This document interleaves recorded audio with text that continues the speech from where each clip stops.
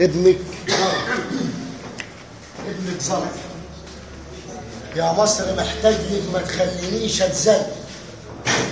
شعبك لسانه اتقطع وما عادش يشكيلي.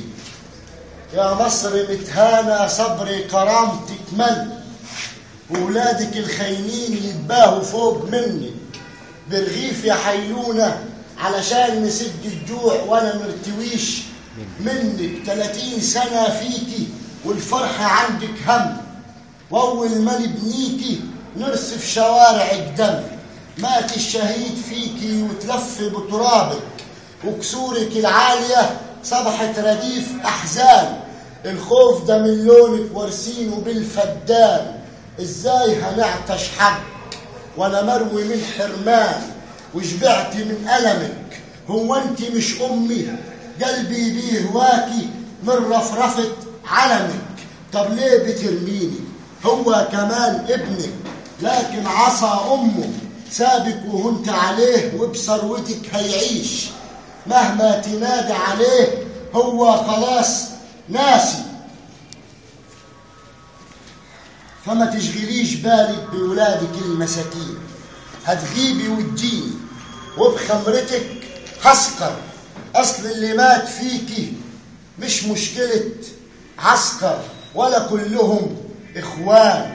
في شيء غريب بينا يمكن يكون إبليس، مهما استعيذ منه غضب الشيطان قاسي.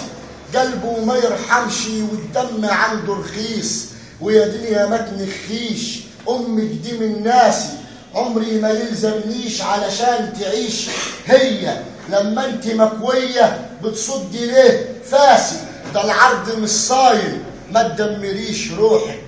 كافي على ولادك وما تنصريش خاين، وما تزعليش مني اني نصحتك يوم. ابنك اصيل وخدوم باقي على شرفك، فوق السماء الله خالد ضيا وغيوم. عالم بنيتنا صايم هناك حرفك يا مصر نيل الروح. زعلان على بيتنا، الشعب بات مجروح والقاضي ثبتنا. فتح البيبان بالخوف لكبير فسد فيكي، فتح البيبان بالخوف لكبير فسد فيكي. خليه يهنيكي على فرحتك يما، أرضك دي مش ليكي، ملك الجبال غمة. واللي صلح فيكي مقفول عليه بابك. ملينا وزهقنا ودي في أحبابك، وما تخربيش بك.